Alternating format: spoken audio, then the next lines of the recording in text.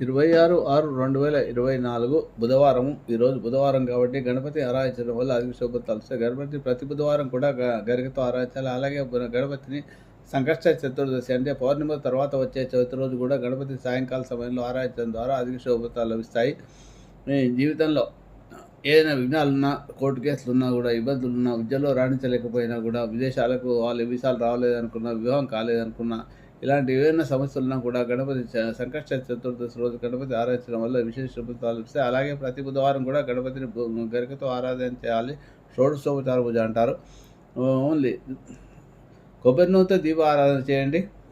ఆ అటుకులు బెల్లం ప్రసాదంగా సమర్పించండి. ఓం గం ఐం గణపతి మంత్రాన్ని పూజ అయిన తర్వాత జపం చేయించండి. మీ పిల్లలు ఇంకా జ్ఞాపకశక్తి లేకపోతే 1 సంవత్సరం పాటు ఓం గం ఐం గణపతి మంత్రాన్ని 105 సార్లు జపం చేయించడం జ్ఞాపకశక్తి పెరిగి విద్యలో బాగా రాణిస్తారు. ఈ విషయాన్ని మీరు ప్రత్యేకంగా చేయించి